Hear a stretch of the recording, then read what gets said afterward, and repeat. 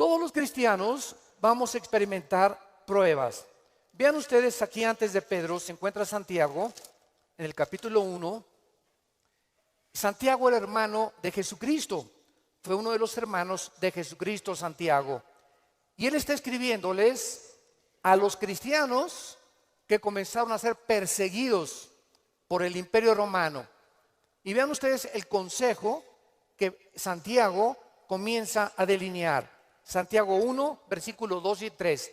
Hermanos míos, tengan por sumo gozo cuando se hallen en diversas pruebas, sabiendo que la prueba de vuestra fe produce paciencia.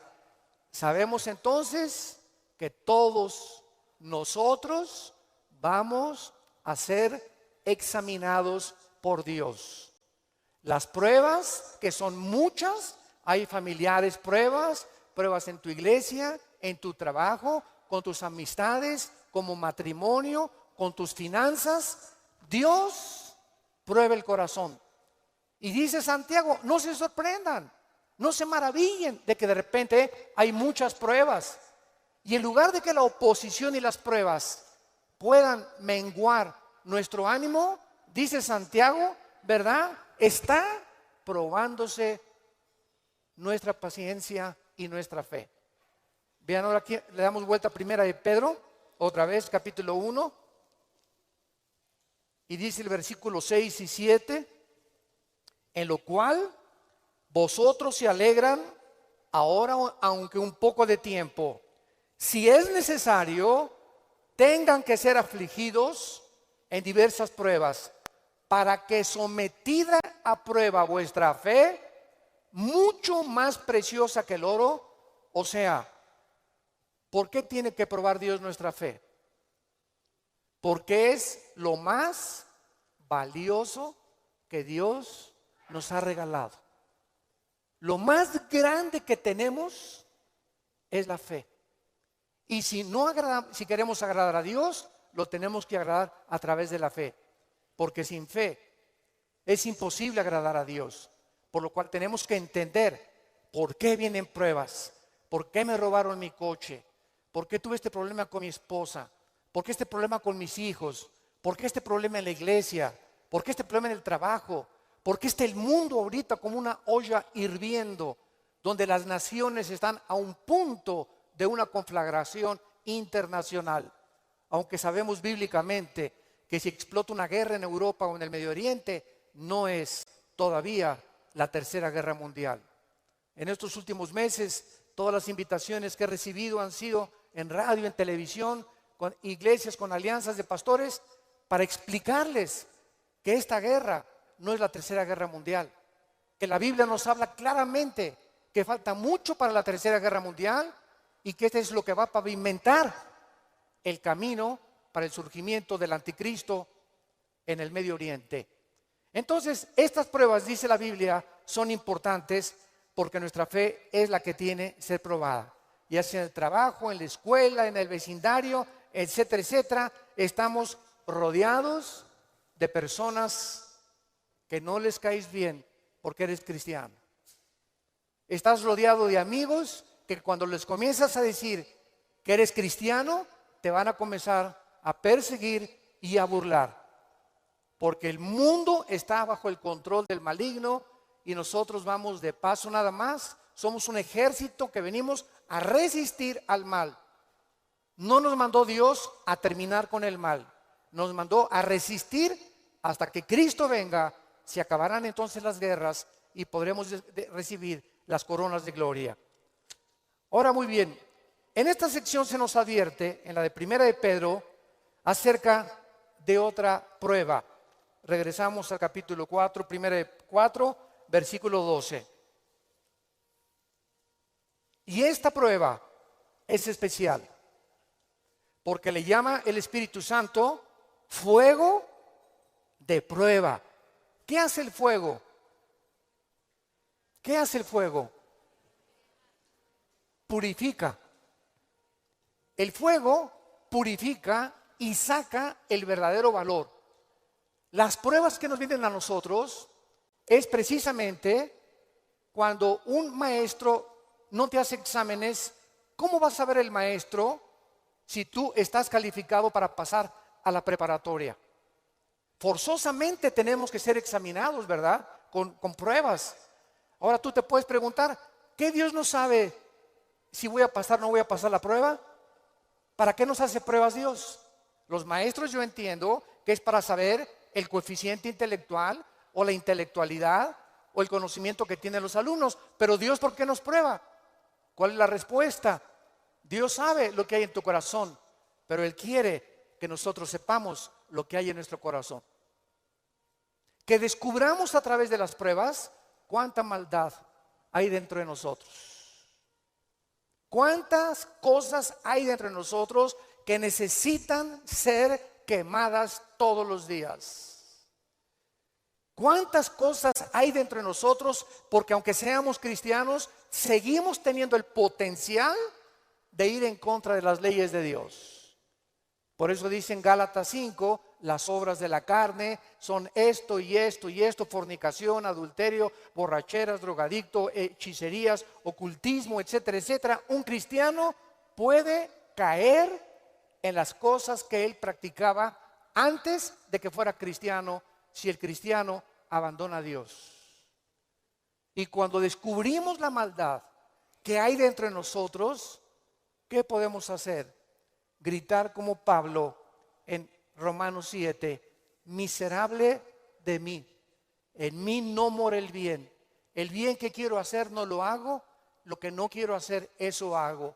Entonces encuentro que en mi mente me dice, no fumes, el cigarro te va a molar los dientes, la lengua, la faringe, el esófago, la tráquea, los pulmones, el corazón. ¿Y por qué sigo fumando? Veo otra ley. Mi mente me dice, estás mal, pero mi corazón me dice, hazlo. Y mi carne le gana a mi razonamiento. Y entonces Pablo dice, miserable de mí, y dichosos los que han descubierto esto. Oh Dios mío, ¿por qué volví otra vez a prender el canal de la pornografía? Yo no quería ver esa pornografía. ¿Por qué caí ayer con mis amigos y me emborraché la semana pasada? Soy cristiano, ¿por qué lo hice? ¿Por qué le grité a mi esposa como le debía haber gritado, no debía haberle gritado? ¿Por qué lo hice? Y qué mal nos sentimos cuando comenzamos a descubrir esa maldad. Y qué buen síntoma es que digas, ¿por qué lo hice? Eso muestra que tenemos al Espíritu Santo, que nos está redarguyendo, que nos está diciendo, esto que hiciste está mal. Antes lo hacías y no te importaba y te dormías ni pedías perdón. Pero ahora cuando pecamos nos damos cuenta, nos entristecemos, nos llenamos de una ansiedad tremenda en el corazón porque no tenemos paz. Es la paz que nos quita Dios hasta que vengamos a la cruz y le pidamos perdón y la sangre de Cristo nos limpia de todo pecado.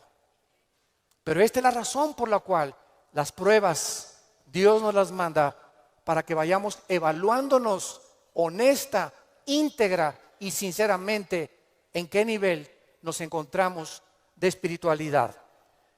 Vayamos a Santiago capítulo 1 otra vez con este versículo y vamos a ver algunas verdades prácticas antes de desarrollar el pasaje que acabamos de leer. Veamos algunas verdades prácticas de las pruebas.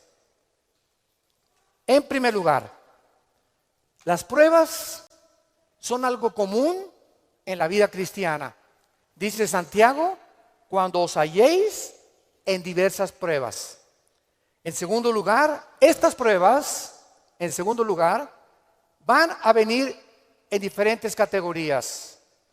De repente, estás tranquilo, eres deportista, tomas vitaminas, estás perfectamente sano y te vas a hacer unos exámenes de sangre y las radiografías y la biometría hemática de sangre te dice el médico, tiene usted cáncer o tiene usted diabetes o padece usted un problema, ¿verdad?, renal, etcétera, etcétera. En el momento que oímos esa noticia, toda nuestra vida cambia. En ese momento dices, ¿qué me está pasando? ¿Cómo me pudo suceder esto a mí? Fue una prueba de fuego. O de repente tu hijo cayó y chocó, o tu hija se mató, o tu esposo se murió, o se cayó tu casa, o se incendió tu coche. Nunca sabemos qué va a suceder el día de mañana. Entonces tenemos que estar preparados para entender que estamos en un mundo donde somos vulnerables y donde cualquier cosa puede suceder, y Dios lo va a permitir con un propósito siempre, siempre santo, que va a resultar para un bien. Cuando oigas de ese accidente, de esa enfermedad y de ese problema, no lo entendemos. ¿Qué está pasando en la iglesia? ¿O qué pasó en mi casa? ¿O qué pasó con el gobierno? ¿O un golpe de estado? No entendemos cuando explota una bomba. Hay mucho humo y no se puede entender qué es lo que está pasando. ¿Qué verdad? No hay verdad. ¿Será mentira? ¿Será melón? ¿Será sandía? Y no es hasta que el humo se va, pasa una semana o 2 semanas, cuando comienzas a ver y a entender. Si tú en esa prueba, escúchame muy bien, durante esa prueba que estás atravesando, no te sueltas, pase lo que pase en tu vida. Si tú no te sueltas de Cristo, no te imaginas cómo Dios te va a bendecir, te va a fortalecer y vas a madurar espiritualmente como no te imaginas. ¿Qué se probó cuando te dijeron que estabas enfermo? ¿Qué se probó cuando oíste que te robaron tu coche? ¿Qué se está probando cuando perdiste el trabajo? Se está probando nuestra fe. ¿Cuánto confiamos en Dios? Cuando se va tu esposa o te abandona su esposo, ¿qué vas a hacer? ¿Te vas a recurrir a las drogas? ¿Te vas a emborrachar? ¿Vas a renegar contra Dios? ¿Para eso soy cristiano? ¿Me quitaron mi trabajo?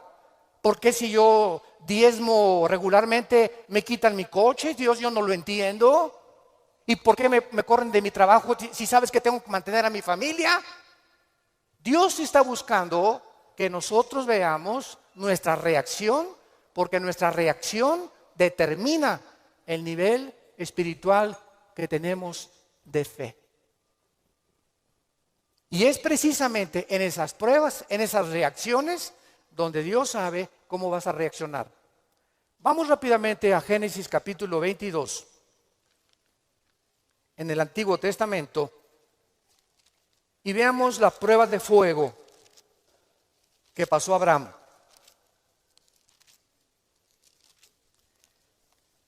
Abraham ya era un hombre maduro, ya tenía el hijo de la promesa, Isaac.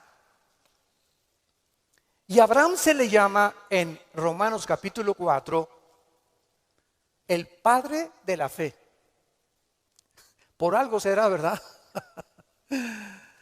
Por algo será, porque son las pruebas de fuego las que nos gradúan en el ejército de Dios. Las pruebas, no las muchas pruebas, nos van preparando, pero hay una prueba de fuego que es nuestra graduación. Cuando ya Dios se da cuenta que no importa lo que pase en tu vida, nunca te soltarás de Él. Nunca blasfemarás de su nombre, nunca te llenarás de rencor ni de amargura contra nadie. Hayan hecho lo que te hayan hecho o lo que nos hayan hecho, el veneno más grande que nos impide graduarnos es la amargura. Es el veneno más grande de la vida cristiana. Bueno, aquí se encuentra Abraham, capítulo 22 del Génesis, y dice: aconteció después de estas cosas, o sea, estas cosas son todas las pruebas que Abraham había atravesado, que probó Dios a Abraham. Abraham podría decir: ¿otra? Oye, ¿otra, Señor? ¿Es juego? ¿Otra prueba? Pero Adán, quiero decirte una cosa, Abraham. Esta prueba, ¿verdad? No te imaginas, va a ser la bendición más grande para tu vida y para 1000 generaciones después. A los que les interese la palabra prueba en el hebreo, es la palabra nasá, con H al final. Cuando dice probó, es la palabra nasá. Escuchen lo que significa. probar en el hebreo. Manifestar el corazón por medio de la presión. No es hasta que la presión viene a nuestras vidas que se sabe lo que tenemos escondido en el corazón. ¿No es cierto? No es bajo la presión donde se prueba el carácter de los hombres. Bajo la presión. Dice la Biblia, esto es lo que Dios quería hacer, poner presión en Abraham para darnos un ejemplo a nosotros de cómo reaccionar. ¿Y cuál fue la prueba de fuego que Dios le puso a Abraham? Dame a tu hijo Isaac, versículo 2. Señor, no te oí bien, creo que me está fallando el oído. ¿Qué dijiste? Que me des a tu hijo. Señor, ¿estás bien? ¿No necesitas un mejoral? ¿Me estás hablando? ¿Eres tú? ¿No será un demonio el que me estará hablando? Señor, tú me dijiste que este hijo era el hijo de la promesa, no era Ismael. Tú me prometiste que era Isaac y la semilla de Isaac, el esperma de Isaac, la descendencia de Isaac, donde el Mesías, el Salvador que has prometido, iba a venir.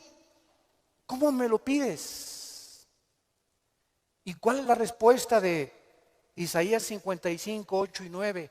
Mis pensamientos no son vuestros pensamientos, y mis caminos no son vuestros caminos, ovejas santas, amadas de Dios.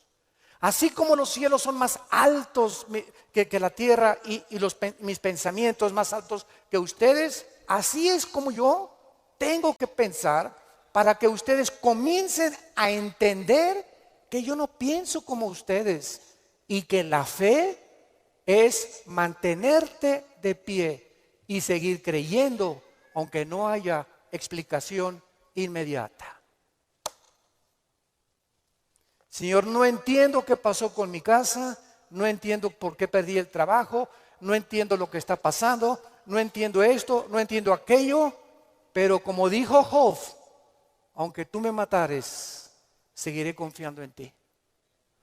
Y seguiré esperando y sabiendo que cuando se disipe el humo y entienda tus caminos, tienes algo mejor para mi vida. Esa es la fe. ¿Y qué hizo Abraham? No abrió la boca, no discutió. No vemos aquí que se puso al brinco con Dios. Abraham, Isaac, ven hijo mío. Muchachos, los siervos de Abraham, traigan la leña. Y entonces los dejó ahí en el monte a los siervos y agarró a Isaac y comenzaron a subir al monte Moriah. Escuchen, el monte Moriah fue donde Dios no perdonó a su hijo. Dios perdonó a Isaac, pero Dios no perdonó en el mismo monte a su hijo Jesucristo 4000 años después. Y cuando iban camino al monte, le dice Isaac a Abraham: Padre, ¿dónde está el sacrificio? Y Abraham no le dice nada. Dios proveerá.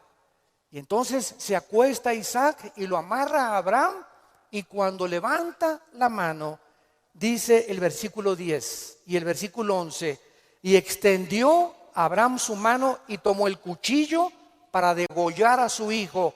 Entonces el ángel de Jehová le dio voces del cielo y dijo: Abraham, Abraham.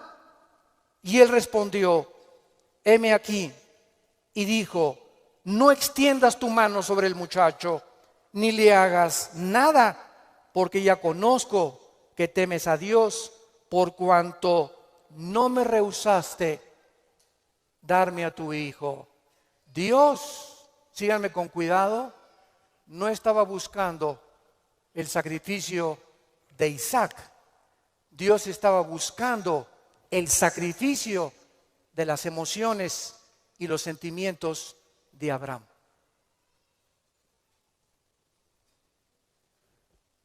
Abraham tenía que pasar la prueba de morir a sus emociones y a sus sentimientos y amar a Dios con todas sus fuerzas y con todo su corazón, escúchenme, más que a su hijo.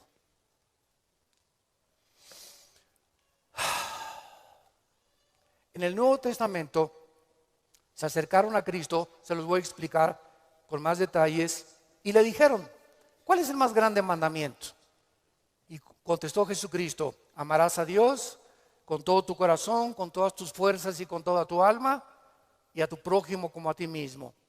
Muy bien, hace algunos años yo le preguntaba, orando le pregunté a Dios, porque alguien, ¿verdad?, me metió una idea satánica, un ateo, en un hotel, me acuerdo que se acercó y me dice, oiga, señor Alducin, el Dios que ustedes adoran es un misógeno, es un ególatra, es un Dios que solamente busca a Él, a Él, a Él, que nada más dice, ámame a mí con todo tu corazón, más que a tu esposa, más que a tus hijos. ¿Cómo puede ser esto posible? Me dijo este ateo. ¿Cómo puede usted reconciliar a un Dios que nos diga que lo amemos más a Él que a la propia familia? Y entonces me fui muy confundido. Me comenzó a dar vuelta porque en ese momento me quedé así, ¿verdad? Le dije, ¿sabe una cosa? Voy a orar y le prometo que voy a buscar una respuesta de Dios. Nadie me había hecho nunca ese ataque a mi fe. Entonces pasó como unas 2 semanas, me puse a orar, ayuné como 2 días buscando esta respuesta y fue tan clara de parte de Dios. Y el Señor me mostró en la Biblia lo siguiente. Mira, hijo, me dice Dios, cuando yo les pido a ustedes, ámeme con todo mi corazón y con toda mi mente, ¿saben por qué se los pido? Porque tu mamá, tu esposa y tus hijos y tu perro Fido y tu cotorro y lo que más amas en tu vida y tu jarrón chino y la casa que tienes y que la amas, todo lo vas a perder y al final de tu vida te vas a quedar solo. Todos nos quedamos solos al final de la vida. Los hijos se tienen que ir, si no se casan se mueren, la esposa tiene que morir, él tiene que morir, escúchame muy bien. Y si tú tenías todos tus afectos en tu hijo que se fue, o en tu esposo que se fue, o en tu perro que te quitaron, cuando se vaya tu hijo, cuando te quiten a tu esposo, cuando te abandone tu mujer, te vas a hundir porque no tendrás las fuerzas de seguir viviendo. Pero cuando amas a Dios con todo tu corazón y con toda tu alma y pierdes algo por acá y pierdes algo por acá y pierdes esto y por acá, ese amor que tú le tienes a Dios es el que nos sostendrá para seguir viviendo con Él, con las fuerzas de seguirlo amando. Denle gloria a Dios, de veras.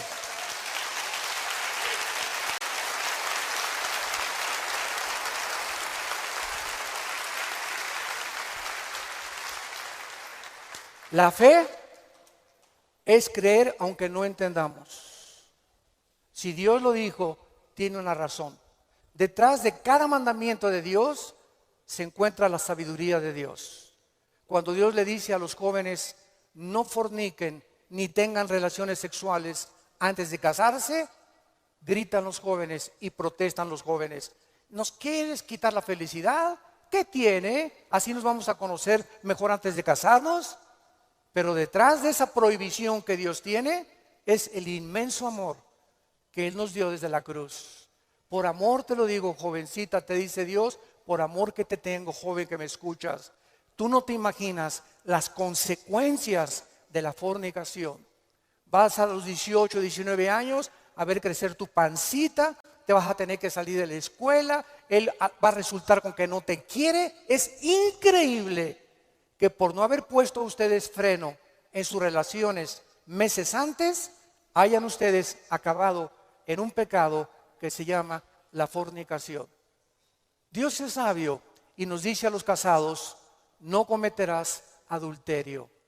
Dice Salomón en Proverbios 6, versículo 32, el que comete adulterio es falto de entendimiento, corrompe su alma el que tal hace. El que comete adulterio echa a perder su matrimonio, sus hijos, los celos, la infidelidad, que tarda años en poder levantarse.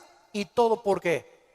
Por tu ego, por tu orgullo, por tu vanidad de querer irte con una muchacha más joven o con otro hombre sin tomar en cuenta a tu propia familia. Es el ego siempre el enemigo de nuestro Dios. Dios sabe por qué nos da las provisiones que nos da, porque nos ama y quiere lo mejor para nuestra vida. Y finalmente aquí en estas verdades prácticas en Santiago encontramos también, ¿verdad?, que las pruebas prueban la fe que tenemos y la fe nos muestra cuánto confiamos en Dios.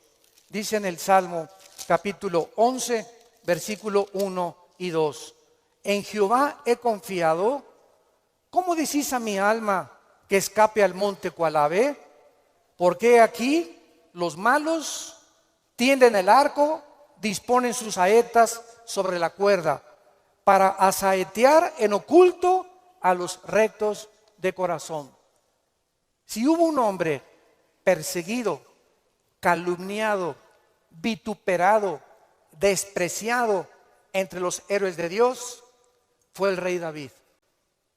A los 17, 18 años lo ungen: Samuel, tú vas a ser rey de Israel. Ah, dice David, qué suave. Bueno, pasaron casi 12 años. Vean esto. Desde que lo ungen con sus hermanos, pasaron 12 años, hasta los 30 años de edad. 12 años de pruebas. El hombre que Dios había escogido para sentarlo en el trono de Israel tenía que ser probado.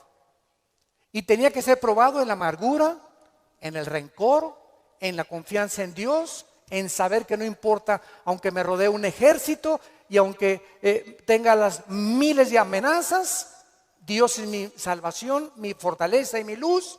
¿De quién temeré? Dice el Salmo 27. ¿De quién temeré? Es el temor dentro de nosotros lo que nos impide confiar en Dios. Ay, tengo temor que si me entrego a Dios me va a pasar esto. O tengo temor que si hago estas cosas me va a pasar aquello. Ese temor lo tienes que vencer, porque Dios no nos ha dado espíritu de temor, sino de valor, de poder y de amor propio. Entonces tenemos que entender que las pruebas forman parte de la vida cristiana. Regresamos a nuestro pasaje de 1 de Pedro y examinémoslo rápidamente.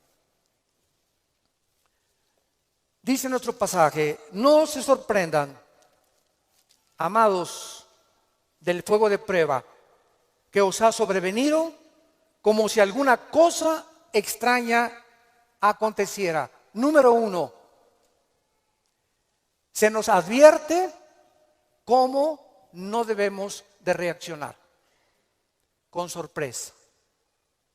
No debemos reaccionar con sorpresa.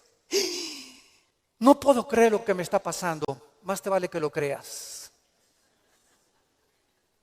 No puedo creer que mi noviecita me dijo que yo me parecía a John Travolta, hermano, y me dejó por otro y se fue. No lo puedo creer. No puedo creer que mi esposo me haya abandonado. No puedo creer que este negocio haya caído. No puedo creer que yo fui fiel en mi trabajo y me corrieron, hermano, del trabajo. No lo puedo creer. Más te vale que lo sigamos creyendo. No nos sorprendamos, es una prueba. Cualquier cosa que afecte tu vida, tu estabilidad emocional o física, son pruebas. Entendámoslo. Dios es un Dios que nos tiene que probar. Y estas pruebas son para nuestro bien. Y vamos a descubrir en las pruebas que Él es real, que Él sana, que Él restituye, que Él vindica, que la oruga y el saltón te robaron, Dios te lo va a devolver 10 veces más. Pero es esa fe la que Él está tratando de desarrollar en nuestras vidas, porque es mucho, mucho más preciosa que el oro. Dice en 1 de Pedro 5:10: mas el Dios de toda gracia, que nos llamó a su gloria eterna en Jesucristo, escuchen bien, santos de Dios, después que hayáis padecido, ¿cuánto tiempo? No toda la vida es la Inquisición por el amor de Dios. No toda la vida como llegó una hermana: ay, pastor, ¿qué le pasa a doña Chole? Pues sigo con pruebas. Hermana, tengo 5 años que la conozco y usted ya le ganó a Job. No me diga que en 5 años Dios no la ha dejado descansar. Ese no es el Dios que servimos. Dice claramente que las pruebas son temporales. de vez en cuando Él cree conveniente que la necesitamos atravesar. Después que hayáis padecido un poco de tiempo, vean ustedes el propósito. Él mismo os perfeccione, afirme, fortalezca y establezca después de las pruebas.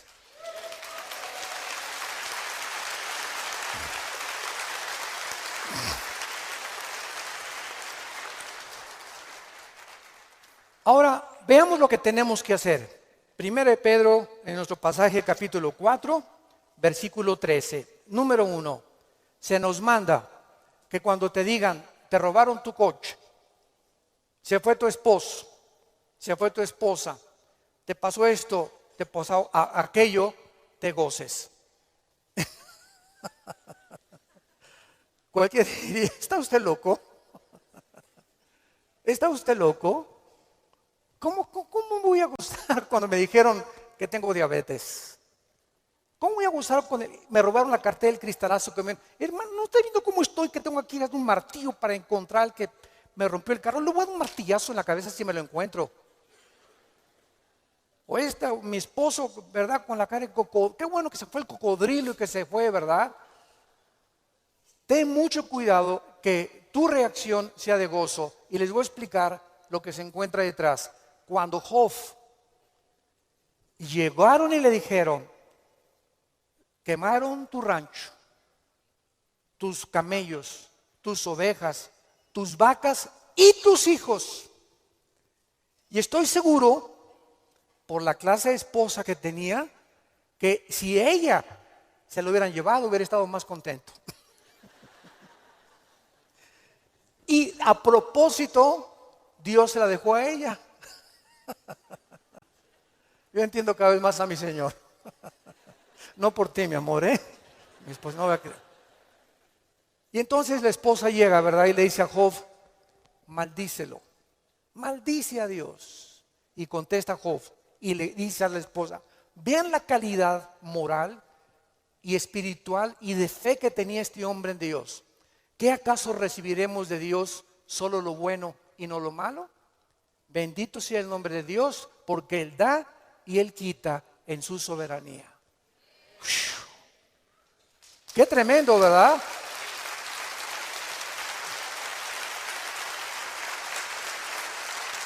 Qué tremendo. Entonces, en ese momento, cuando somos asaltados por dudas y malas noticias, en otras palabras, porque son malas noticias, en ese momento tengamos mucho cuidado de no permitirle a nuestro corazón que nos gobierne la lengua, porque de la abundancia del corazón habla la boca. Entonces, en lugar de preferir maldiciones o acusaciones, o eres tú Dios, o compartirlo con otras personas, híncate. Filipenses 4, 6 y 7. Híncate y dale a conocer a Dios. Señor, no entiendo lo que está pasando. No entiendo por qué me pasó esto. ¿Por qué esta enfermedad? Oh Dios, no entiendo, pero quiero seguir confiando en ti. Solo te pido que mientras esto pasa y no lo entiendas, me fortalezcas y me muestres la razón para que yo pueda seguir bendiciéndote y adorándote. Es el tiempo más difícil de nuestra vida cuando no entendemos lo que está pasando. Vamos rápido a 2 Corintios capítulo 12. 2 Corintios capítulo 12 y veamos lo que le pasó al apóstol Pablo y la forma como él reaccionó. 2 Corintios 12.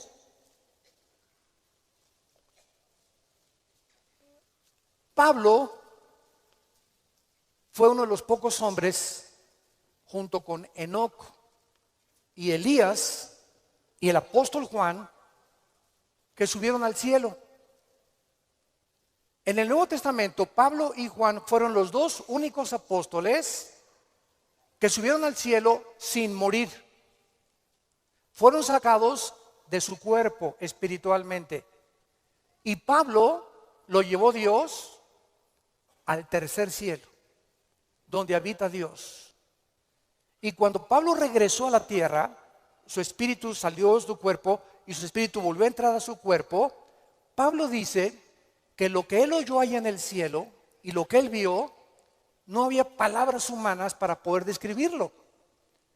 Y como fue una experiencia tan impresionante, pero tan grande que cabía la posibilidad, dada la naturaleza humana pecaminosa que aún tenemos, Dios tuvo que darle una prueba a Pablo y ponerle un aguijón en su cuerpo físico, alguna enfermedad. Y esta enfermedad no sabemos qué es. Algunos han especulado que era algún problema oftalmológico, porque dicen Gálatas, mira con cuán grandes letras les escribo. Bueno, no sabemos, ¿no? Entonces Pablo tenía algo en su cuerpo que lo atormentaba y se hincó delante de Dios y le dijo: Señor, quítame este aguijón. No, Pablo. Señor, te ruego, quítamelo. No, Pablo. Señor, te lo imploro con mi corazón. Si quieres me voy a la villa y de vuelta de rodillas. Hago lo que tú quieras, quítame este aguijón. Y Dios le contesta y le dice en el versículo 9: y el Señor me ha dicho, bástate mi gracia. ¿Por qué? Porque mi poder, y lo traduzco en el original griego, está en presente continuo. Mi poder se está perfeccionando a través de esta dolencia física que he permitido que tú tengas. Mi poder se está perfeccionando mientras tú estás sufriendo esta enfermedad en la que estás atravesando. Y entonces Pablo, cuando entiende detrás de lo que no entendía, por qué Dios permite eso en su vida, contesta Pablo y dice: por tanto, de buena gana me gloriaré más en mis debilidades, para que repose sobre mí el poder de Cristo. Hace poco mi esposa y yo estábamos en Dallas. ¿Y se acuerdan de este muchacho que no tiene brazos ni piernas? Muchos de ustedes lo conocen. Bueno, su esposa es mexicana, de Chihuahua. Y estuvimos ahí como una hora, mi esposa y yo y nuestros 3 hijos, compartiendo con ellos en una iglesia de Dallas. Y nos querían conocer también a nosotros, bueno, que también conocían nuestro ministerio, etcétera, etcétera. Y cuando yo me acerqué a abrazarlo, a este muchacho, ¿de dónde lo agarro? Nunca había tenido esa impresión, me quedé como paralizado. ¿Qué hago, no? Y él me hacía así. Bueno, pues entonces como un costal, ¿verdad? Lo agarré y lo hice así. Y me dice: levántame. Y le comencé a hacer así. Y entonces le pregunté y le dije, sinceramente, platicando con él, ¿por qué nos dijiste que quién era feliz? Y entonces en la reunión que él tuvo, le preguntó a la gente: ¿quién de ustedes es feliz? Y muchos que estaban: yo sí o no. Y me dice: yo les quiero contestar algo. Dios permitió que naciera sin brazos y sin piernas para que yo fuera un testimonio que la felicidad no se encuentra en estar completo, sino en tener el poder de Dios viviendo en tu vida. Shh. ¡Qué tremendo!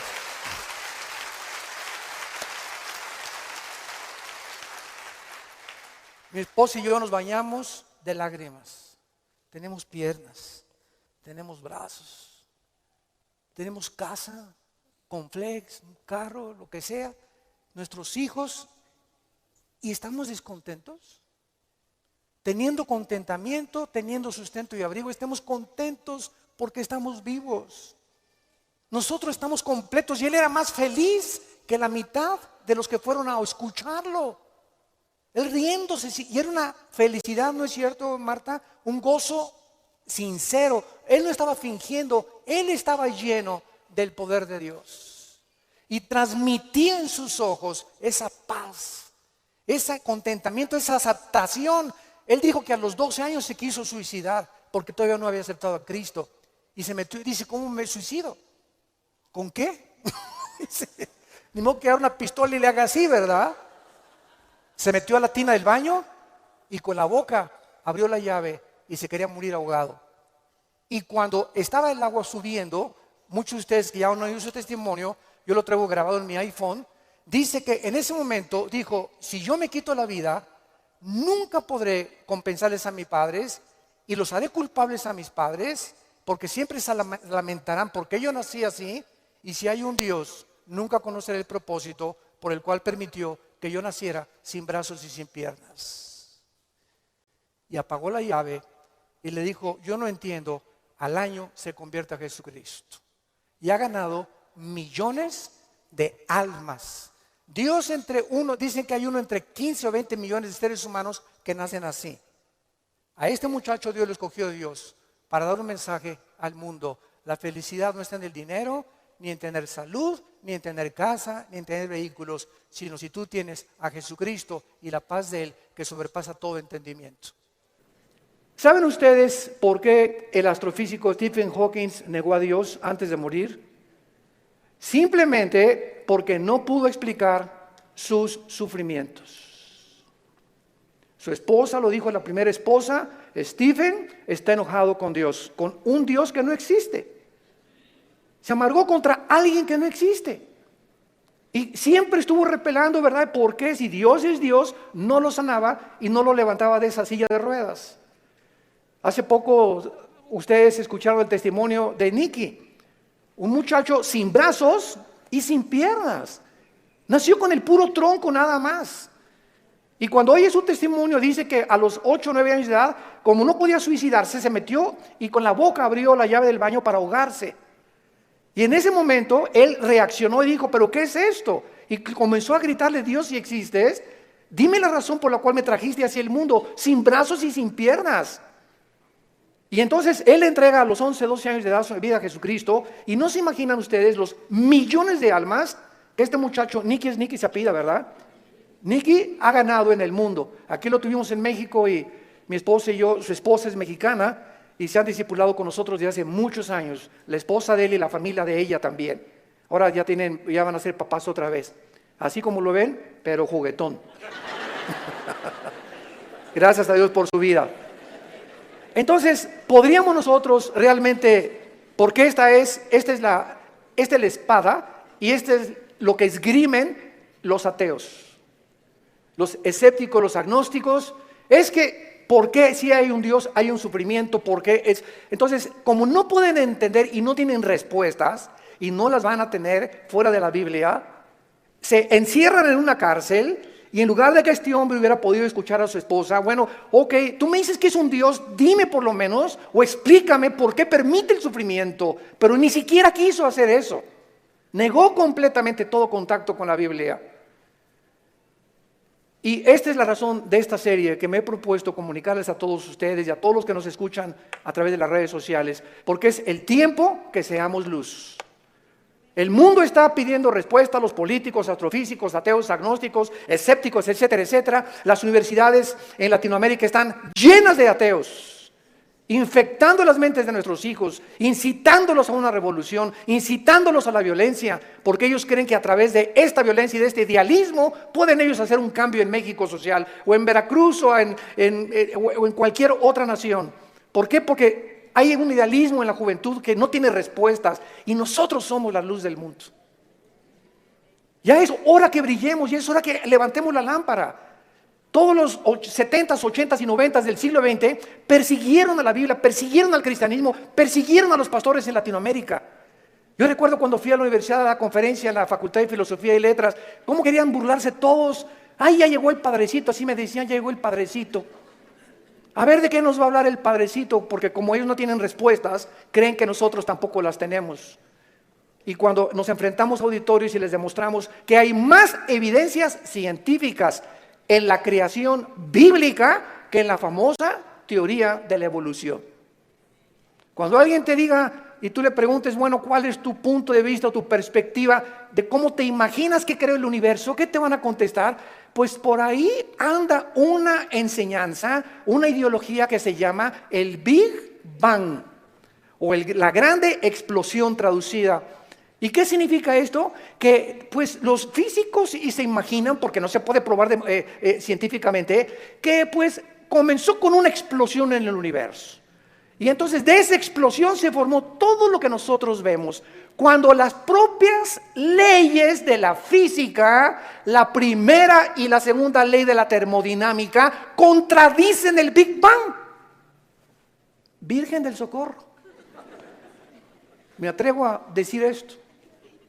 La misma física que dice la primera ley de la termodinámica, nada se crea ni se destruye. La segunda ley, todo tiende al desorden, a la oxidación, a la destrucción, a la corrupción. Nunca del desorden se ha formado el orden por el amor de Dios. Entonces, ¿cómo podemos estar defendiendo una teoría que la aceptamos ciegamente? Porque mi maestro me la enseñó. Porque tu maestro no tiene ninguna otra explicación.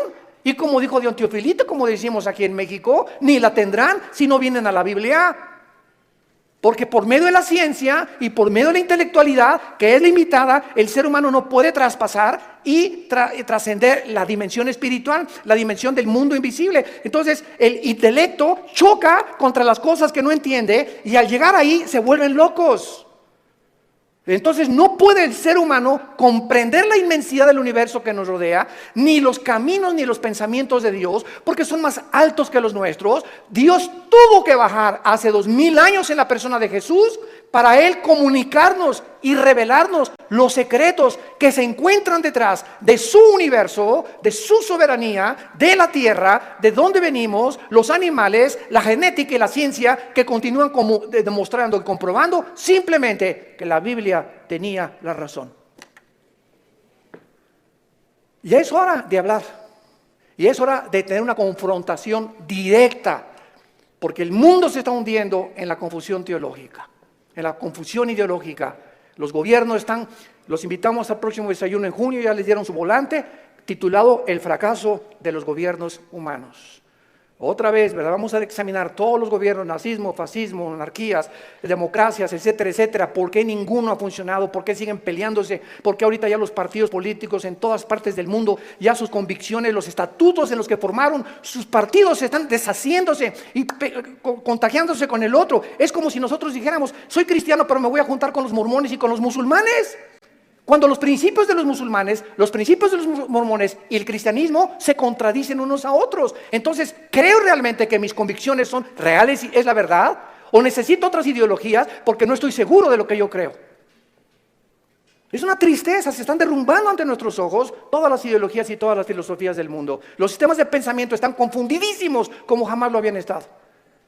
Gubernamentalmente, teológicamente, filosóficamente, económicamente, es una confusión en el mundo tremenda. Es el estrés por el cual vive la gente. Es una incertidumbre de dónde está la verdad, dónde está la luz, quién tiene la verdad. Tú dices que en aquella religión, tú dices que en aquella religión. Discúlpame, en ninguna religión, en la persona de Jesucristo. Porque tú puedes tener X religión sin tener la verdad, ni tener al Hijo de Dios en tu vida. Él fue el que vino y nos dijo, no los católicos, no los evangélicos, no los nazarenos, no los mormones. Jesús dijo, yo soy la verdad. Y cuando Él entra a tu vida, se te caen las vendas. Y de alguna forma el entendimiento se nos comienza a expandir. Y solo Dios, el Espíritu Santo, puede hacer que nuestra mente se abra para que cuando vengamos a la Biblia podamos entender, porque la Biblia, el autor es el Espíritu Santo, necesito al Espíritu Santo morando en mí para comprender los pensamientos de Dios. Ven a la Biblia sin el Espíritu Santo y vas a chocar contra los pensamientos de Dios. Porque el hombre natural no entiende las cosas del Espíritu, porque para él son locura. Porque estas cosas no se intelectualizan, estas cosas se disciernen espiritualmente. Veamos estos pasajes a continuación que nos van a servir de base para poder dar una explicación y comenzar ya a levantar la bandera de la fe. Dice en Romanos 5, versículo 3, y no solo esto, sino que también nos gloriamos en las tribulaciones, sabiendo que la tribulación produce paciencia. Alguien viene sin el Espíritu Santo y lee este versículo, la conclusión a la que llega dice, esto lo escribió un loco. ¿Cómo puede alguien que está atravesando tribulaciones o problemas gloriarse? Inmediatamente se enfrenta a esta persona con una pared. Pero es que esta persona no entiende que las próximas palabras es que estas tribulaciones y estos sufrimientos, Dios los está usando para formar nuestro carácter, que si no sufrieras, de otra manera no podrías aprender muchas cosas en la vida que solamente a través del sufrimiento se aprenden. Dice Salomón en Proverbios, el sufrimiento purifica el corazón. Esta es la razón por la cual comenzamos ya a entender, y cuando comenzamos a entender los pensamientos de Dios, Y aunque no vamos a ser libres de sufrimiento, por lo menos Dios va a entrar a nuestra vida y nos va a dar una esperanza para que en ese valle de sombra y de muerte tengamos paz. Para que en medio de las tribulaciones que tú estás atravesando y en medio del divorcio que estás ahorita enfrentando y el abandono de tu esposo y el abandono de tu esposa y el abandono de tus padres, por lo menos en medio de ese horno de fuego donde que tú estás atravesando, Jesús está contigo. Y aunque no se va a acabar hasta que Él venga a todas estas cosas, Él nos da la fuerza para resistir hasta el final con gozo. Y la paciencia solamente es el fruto de las pruebas y las tribulaciones. ¿Se imagina lo que la Biblia dice? ¿Y para qué quiere la paciencia, Señor? Si no tienes paciencia, te vas a casar con el chavo equivocado. Si no tienes paciencia, te vas a casar con la muchacha equivocada.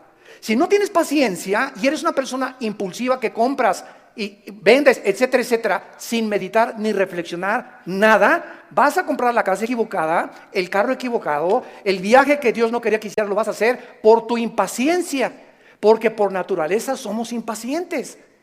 Entonces la Biblia nos comienza a abrir los ojos y nos dice, espérame tantito, la paciencia es una virtud elemental para que puedas tomar decisiones y no te arrepientas el día de mañana. Pues yo quiero la paciencia, Señor. Viene entonces el fuego de la prueba. No tengas miedo de las tribulaciones. Mi esposo, hermano, parece un martillo conmigo y duro y duro y duro y duro. Hermana, pues mientras más, te está haciendo tu esposito, sin que te des cuenta, estás desarrollando una capacidad para aguantar. Que si no quieres hacer eso, pues sácate un cuchillo y vete sobre de él entonces. Y acaba con tus problemas. Hace muchos años, quiero irme con mucha calma con estas conferencias porque son muy importantes y tratar no se imaginan, oren por nosotros, por mi esposa y por nosotros, nuestros hijos.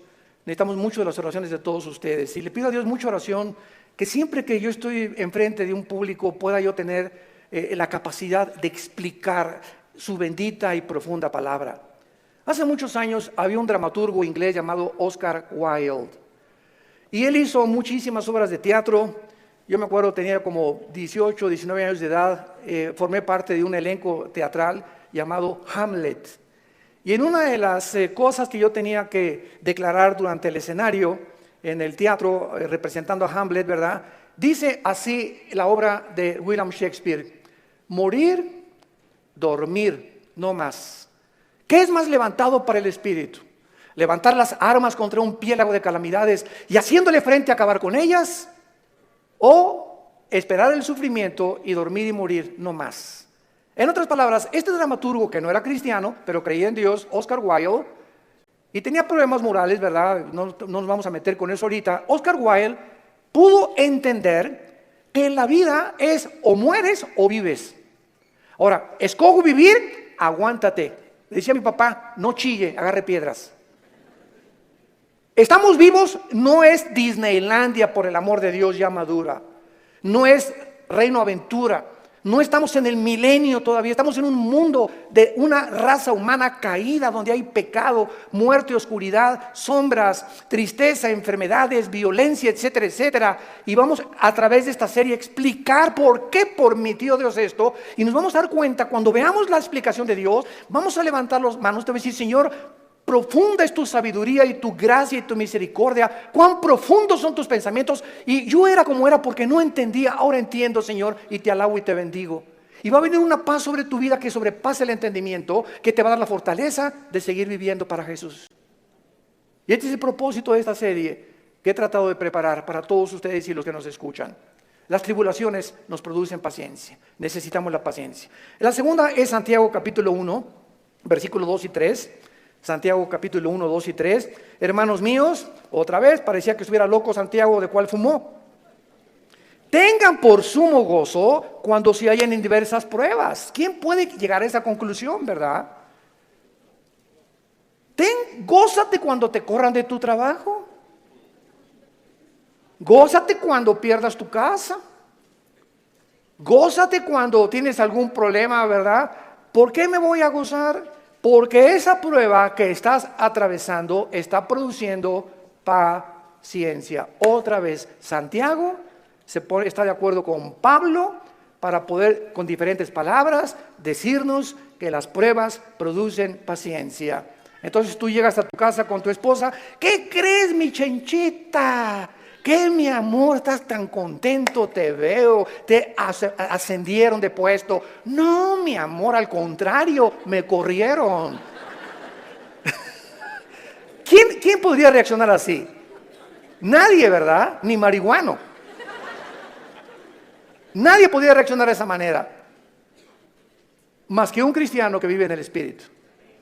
Y la esposa, oye, pero ¿sabes una cosa? Esto no es para que te pongas contento. Sí, mi amor, ¿sabes una cosa? Porque acuérdate de Romanos 8:28. Todas las cosas contribuyen para nuestro bien. Y no me corrieron porque haya sido ladrón, borracho, parrandero, jugador, defraudador. Me corrieron, ¿verdad? Por política, lo que tú quieras. Pero ¿sabes por qué me gozo, mi amor? Porque creo lo que dice la Biblia. Ahorita mi única reacción sería llegado, vieja, sácamela de don Julio reposado. Y vamos a ponernos los dos hasta atrás. Esta vida no vale gorro. Vamos a divertir. Que nada, y que Dios, ni qué cristianismo. Esa es la otra reacción. Y comenzar con la autolástima y comenzar a amargarte contra Dios. ¿Te das cuenta? Entonces, en lugar de que tomemos esa actitud, la Biblia nos muestra que nos enfrentemos a los problemas con otra actitud, porque cuando Dios ve que tú enfrentas esa actitud y que tú llegas a tu casa y Señor, gracias, te alabo, yo no entiendo por qué me corrieron. Lo único que sé es que tu palabra dice, no desmayes, no tengas miedo, yo soy tu Dios, nunca te dejaré, nunca te abandonaré. Y estoy seguro que viene un trabajo mucho mejor que el que yo tenía. En el momento en el que Dios ve desde el cielo que nuestra reacción aquí en la tierra es diferente a la de los demás seres humanos, Dios nos bendice.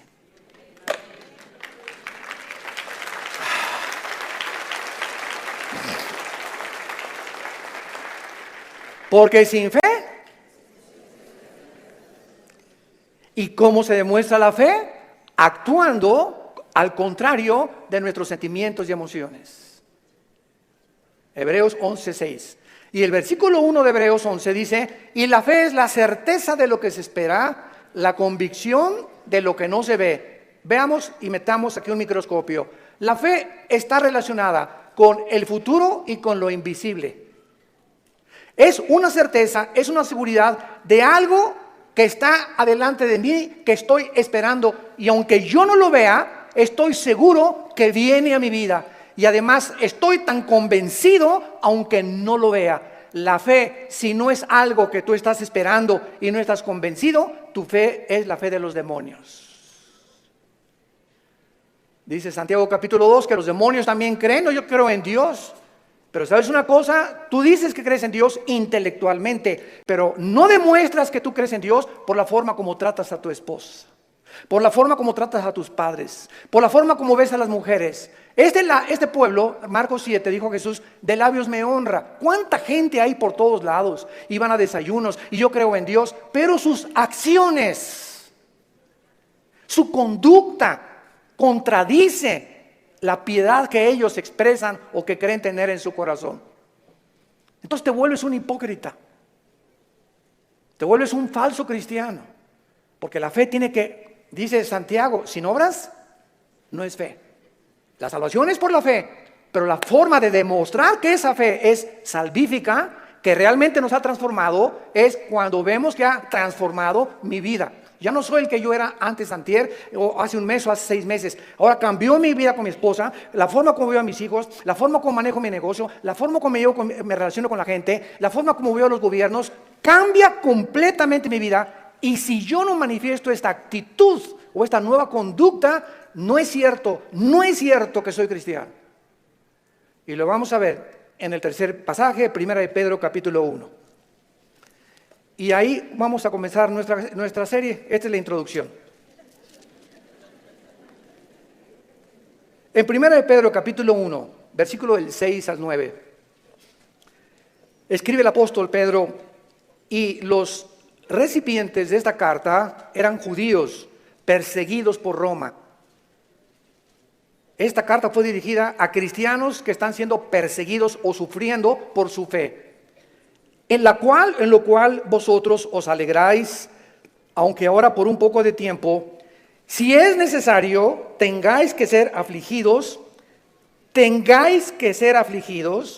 en diversas pruebas, para que sometida a prueba, vuestra fe, mucho más preciosa que el oro, el cual, aunque perecedero, se prueba, con fuego se halla en alabanza, gloria y honra, cuando sea manifestado Jesucristo, a quien amáis sin haberle visto, en quien creyendo, aunque ahora no lo veáis, os alegráis con gozo inefable y glorioso, obteniendo el fin de vuestra fe, que es la salvación de vuestras almas. En otras palabras, y este es el tercer principio espiritual de nuestra serie, la fe de todos aquellos que han dicho: Jesús, entra a mi vida.